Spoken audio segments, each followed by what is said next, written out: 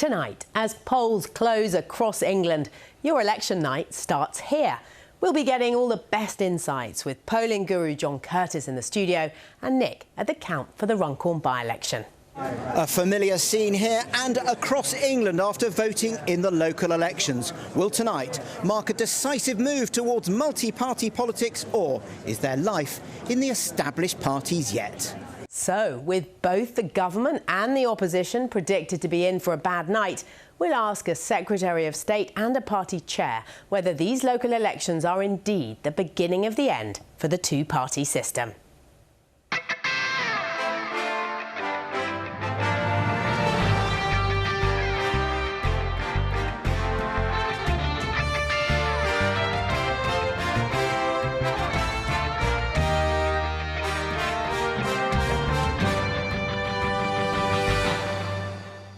Good evening. This is Newsnight, brought to you live every weeknight from Broadcasting House with the best insights and interviews. It is a big night in British politics as 1/3 of voters in England had the chance to vote in local elections for council seats, mayors, and there's even been a by-election in Runcorn and Helsby. In just a second, we'll be hearing from Nick, who's on the ground there, but with predictions of a bad night for both Labour and the Tories, are we seeing an end to the two-party system that's dominated UK politics for a century? And what could that mean for the next general election? We'll be unpicking that shortly with the Education Secretary Bridget Phillipson, the Shadow Work and Pensions Minister Helen Whately and the Lib Dem Sarah Olney. But first, let's hear from pollster Professor John Curtis. John, it is great to have you here. It wouldn't be an election without you sitting on the sofa. I know that we don't yet know what the results are and there are no exit polls in local elections, but what is at stake here? What are we looking at? Well, the question we are asking ourselves, as you've already suggested, is what is the British two-party system now apparently on its last legs?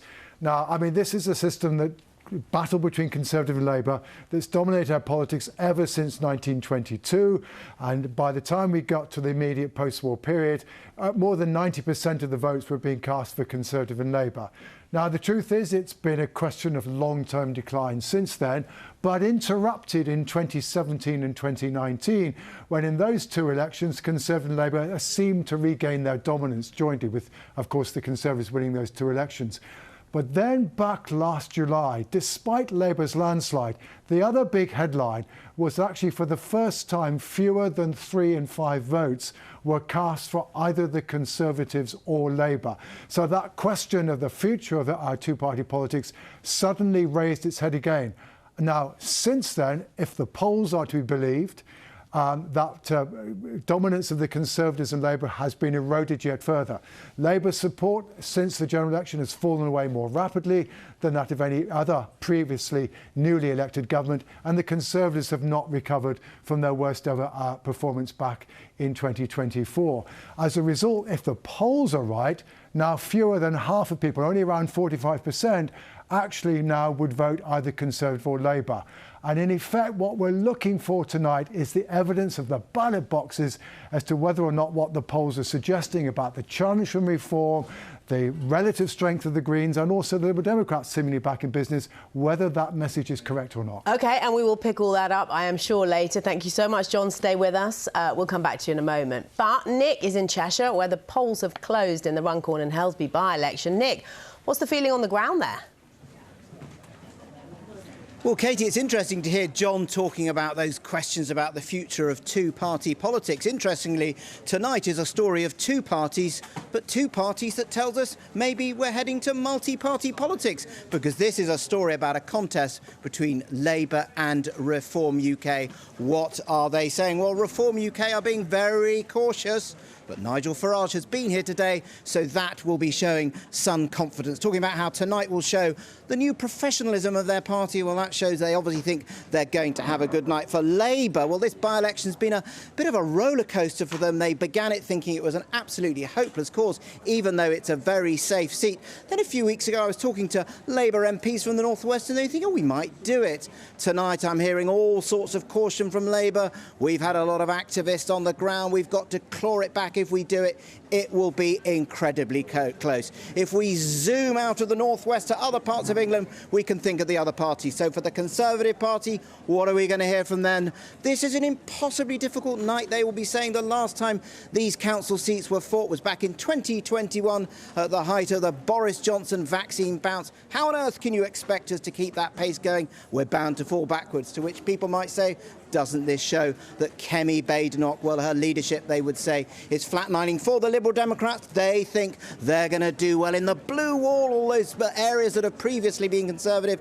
And their big target tonight is to end tomorrow afternoon as the party with the second largest number of councils under their control. Thanks, Nick. We're going to come back to you later, but we're going to hear first Labour's position. Let's turn to the Secretary of State for Education, Bridget Phillipson. Welcome to Newsnight. Reform have been, in the previous weeks anyway, talking up a victory in Runcorn. Is that what you're hearing as well? I'm not going to call it, but I think the circumstances that gave rise to the by-election that I'll not dwell on obviously make it really challenging for us. And right across the country, the set of elections that we've got are often in areas that have been Conservative dominated, often for decades. So that's the backdrop to it. I mean, what we've heard kind of right across the country from people is that they want us to demonstrate that we're getting on and delivering what they voted for last July. And whatever happens this evening, whatever the results anywhere in the country, we know we need to go further and faster with our plan for change. Talking about Runcorn, I mean, your majority there at the last election, not very long ago, was 15,000 votes. I mean, it is pretty concerning for your party, isn't it, if there's even talk about a Reform victory? I mean, by-elections are always volatile, but you know, the circumstances in terms of why we're having that by-election makes it really tough. It does make it tough, and I'm not going to call it. We'll see what the night holds. But, you know, right throughout this election campaign across the country, what we've been saying is, and what we've heard from voters, is that they welcome the action we've taken. For example, on the NHS, you know, more appointments, waiting lists falling month after month, but they want more. Of course they do. They're impatient for change, and we're impatient for change. Why are you also facing difficulties in the council elections? I mean, it is only 10 months ago that your party won a landslide victory. Things have clearly gone badly wrong in a very short time. We did, and we've got on and we're beginning to deliver. But we know that people want change as quickly as possible. We're not even a year into what we were always clear back last July was going to take time. I mean, the scale of the challenge that we've inherited in terms of what was left behind by the Conservatives, what I've heard across the country is that people know there's an absolute mess that the Tories left.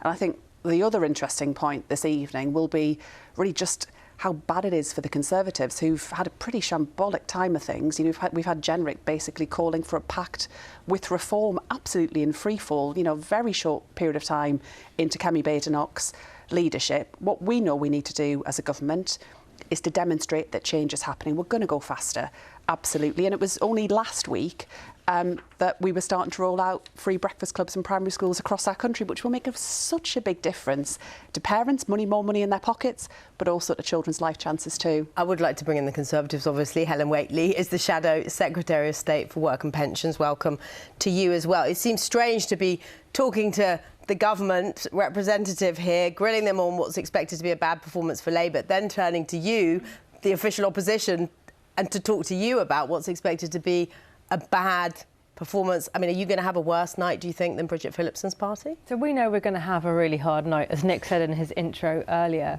The last time that these seats, most of them were fought, was at a high watermark for us, post-vaccine rollout, which was such a success, bounce popularity, and over 2/3 of seats then were won by Conservatives. But you are currently polling below what you actually achieved in the general election last year. So forget the vaccine bounce, you're polling worse than last year. So if you give me a moment, as I said, we know it's going to be really hard. Also something that I know, I feel very personally, I've been campaigning with some of my council candidates in Kent today in my constituency, is, you know, we've got really good, hard-working county councillors, some of whom will, you know, probably find that they won't continue because we're going to get a real battering in these elections. As I said, because there was a high watermark before.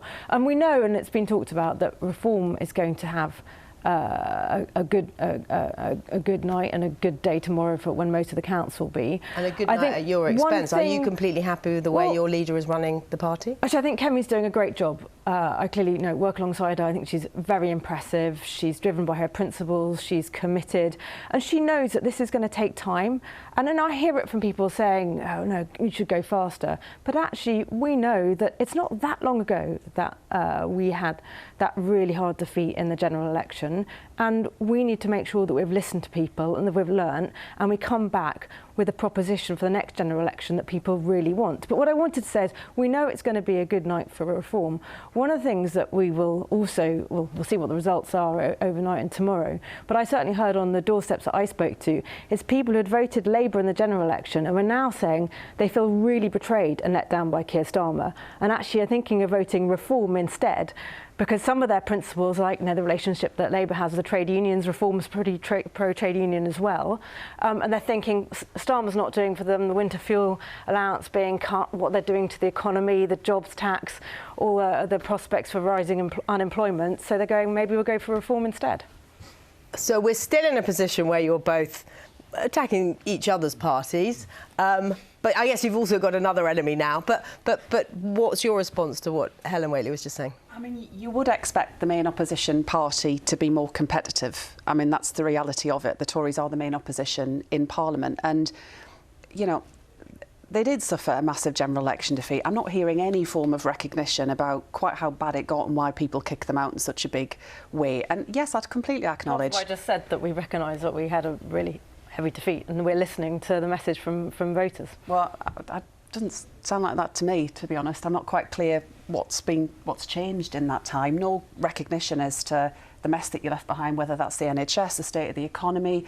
We have had to take some difficult decisions. We left with the fastest growing economy in the G7, and look what you've done for it. Business confidence has plummeted, unemployment's going up, growth come back with inflation higher than it was forecast. I mean, these are your mistakes, and that's why I think Keir Starmer's going to be punished as well. We've had to take some tough decisions to fix the foundations of the economy. No, you left behind a massive black hole, loads of problems, and no one was buying what you were selling in July, and they're not buying it now, and that's why you're in a position where you've got Robert Jenrick effectively running a leadership campaign, Kemi Badenoch really struggling. Not true at all. And no. looking at the Robert Jenrick's running a leadership campaign. A pact and let's unite the right and so I think, a coalition. As I said, as you asked me, I said Kemi is impressive. She's doing a good job. But we know Robert Jenrick is running a leadership campaign, and we've got to take.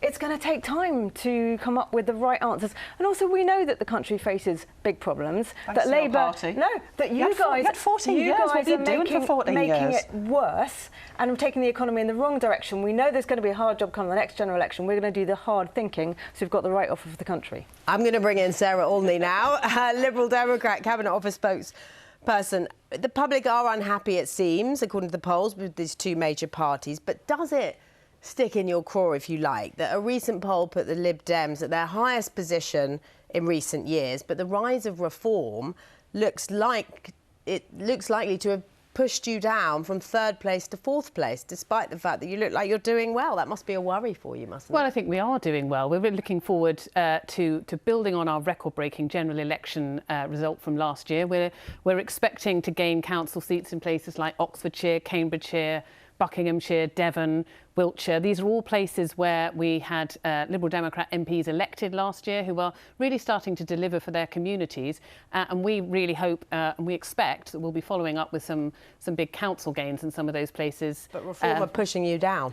We're not finding, in the places where we have been fighting really hard for this campaign, we're not finding, by and large, that reform are much of a competition for us. It's very much, I mean, the places that we are fighting in, generally speaking, it's the sitting councillors are Tories that we are fighting against. And we are not finding that Reform are putting up much of a battle at all in those battlegrounds where we are fighting hard. And John Curtis, we talk about where the competition is. I mean, you were talking, I think, last week about a poll that put Reform more popular than Labour.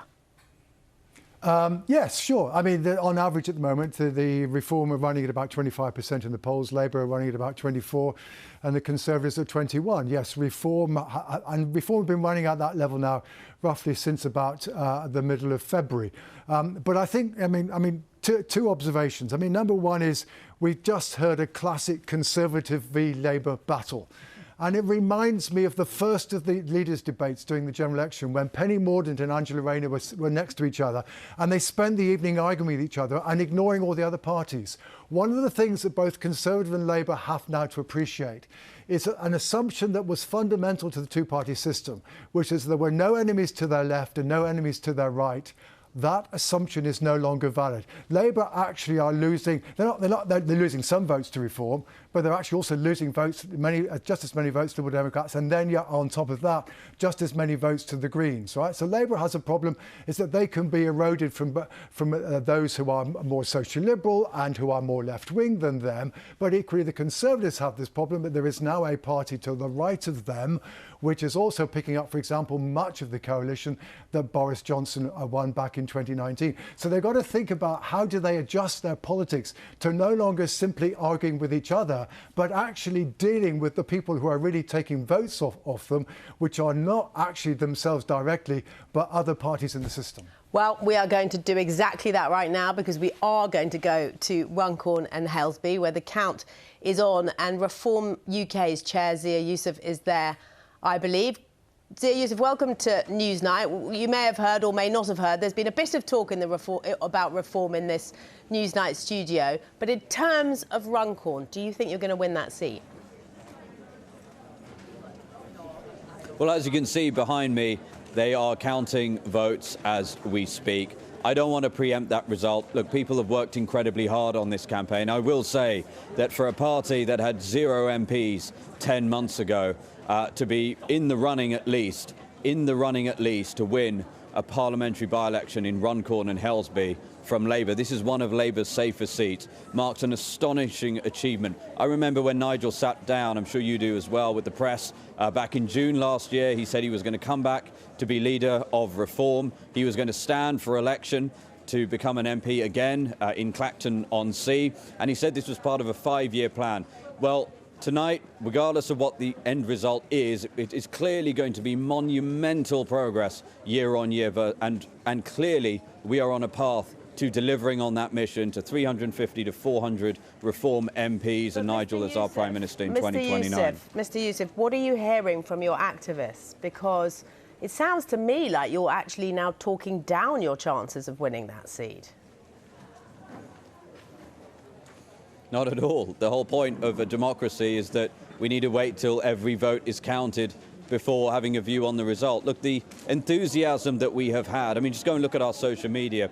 I've been in Runcorn for quite a lot of this campaign. I've been here all day. The reception that we have had, Nigel's had Sarah Pochin, our outstanding candidate who has worked unbelievably hard, has been amazing. We've had hundreds of activists today, and, you know, they're extremely excited and enthusiastic to find out what the result is. OK, and what about more broadly? What are people telling you on the ground in other places? Will you be taking some mayoral seats? How many council seats will you be winning?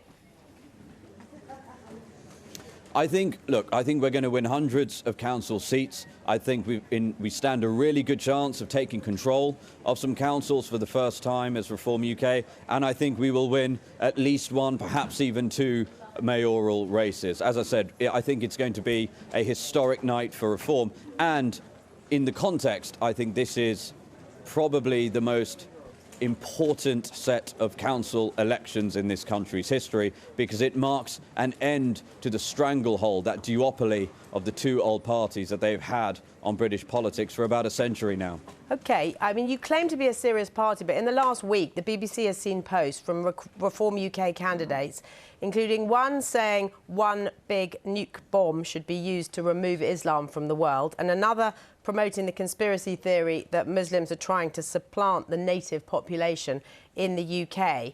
You must be pretty worried that if some of these people get into local government, they're going to cause even more problems for you.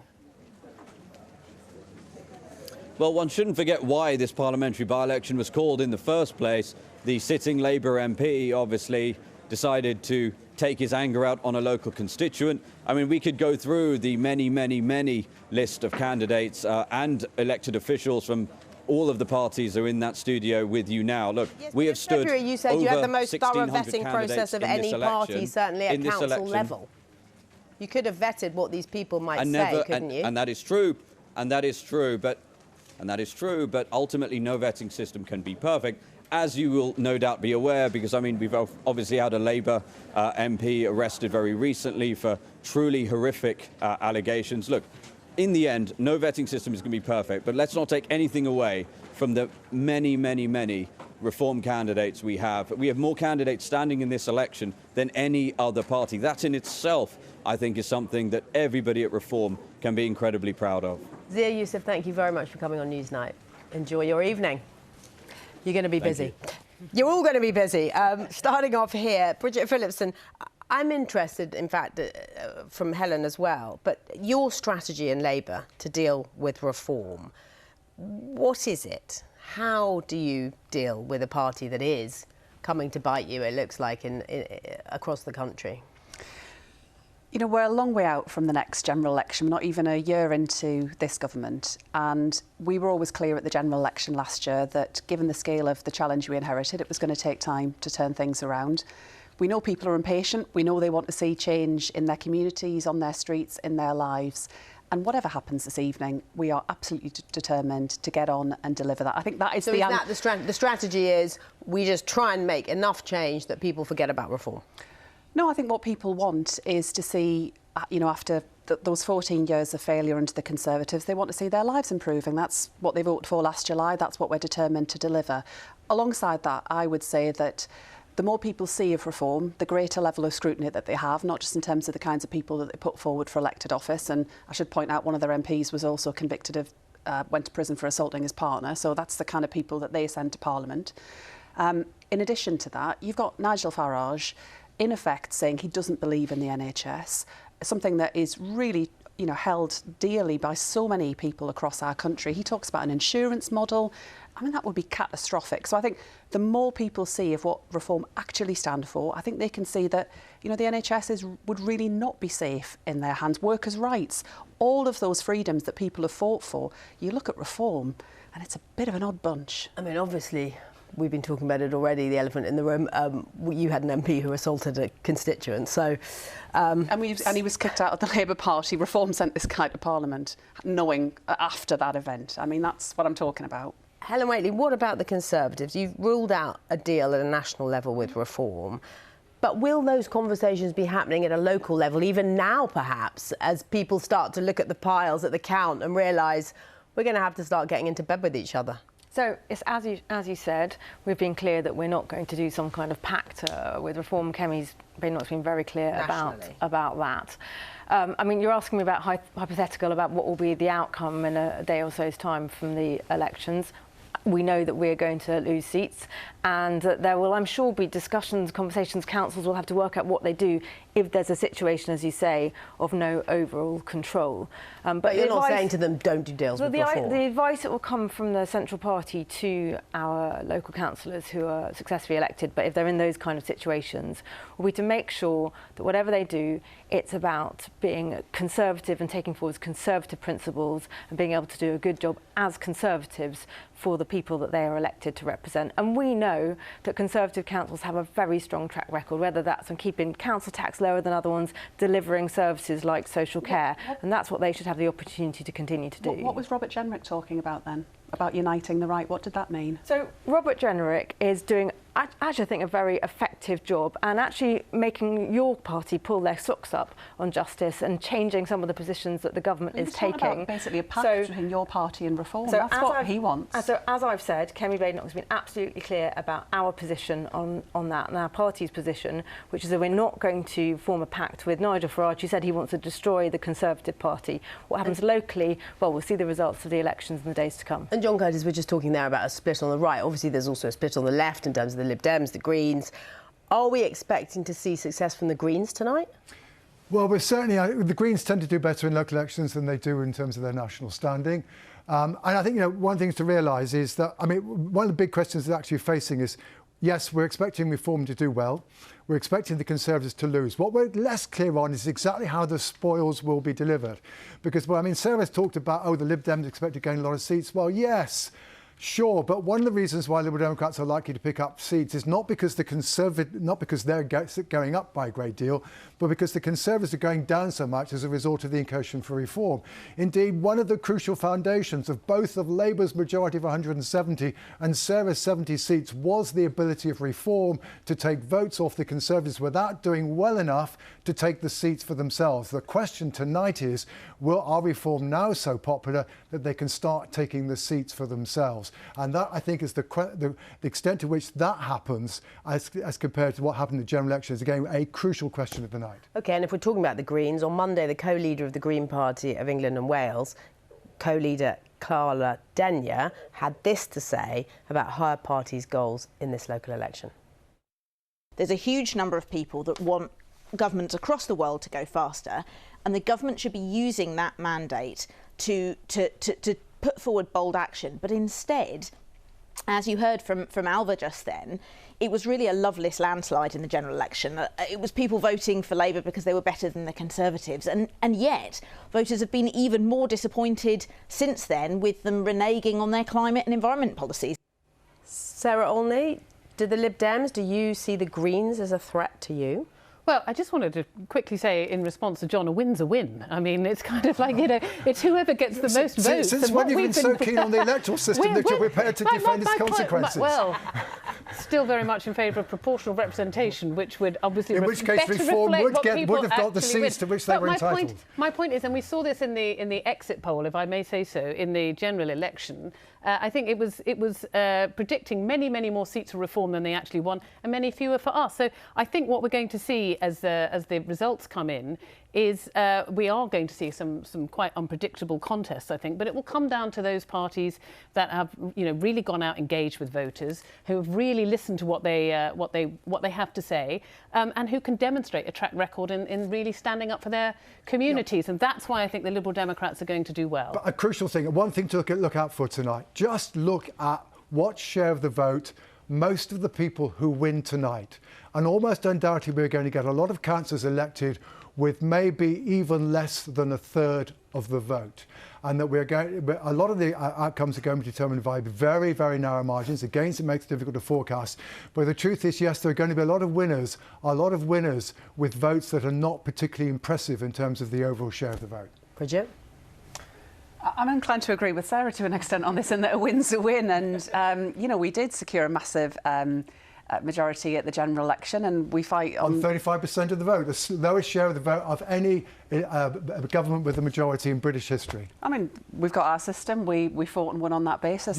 Your party conference voted against it in 2022. Well, we're not advocating for any change in the electoral system, but I'm surprised. I'm not. That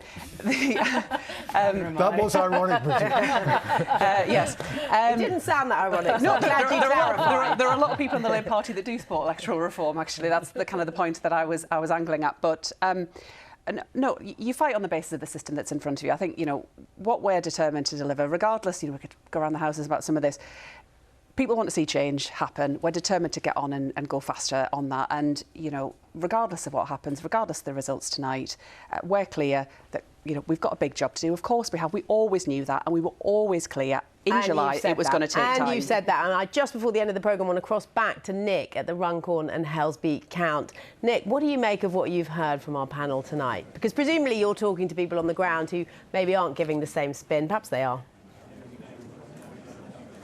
Well, Katie, I have a confession to make. So when I was speaking to you around about 20 minutes ago, I made a prediction and it fell apart. I said that Reform UK were going to be really cautious tonight and not say too much. And what did Zia Yusuf say to you? He was very cautious, and then he said this is going to be a historic night for Reform. It's going to end the stranglehold of the two-party system dating back a century. So they clearly believe they are going to have a big night, potentially here and in other parts of England. Why? It all comes down to that one word you had heard from Bridget Phillipson, change. I'm now going to be a magpie, and Nick Luttrell's analysis. What he's been saying is that voters thought they voted for change with Brexit, felt they didn't get it. They voted for change with Boris Johnson, felt they didn't get it. They voted for change with Keir Starmer, and are they getting it? That may well be that one word that explains what might be happening tonight. Thank you, Nick. We will keep watching and listening. That is it from us for tonight. But if you want more political action, switch over to BBC One for the election special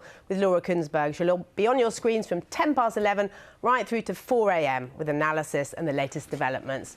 But that is it from us. Paddy's back here tomorrow night. But until then, from all of us, thank you for your company. Goodbye.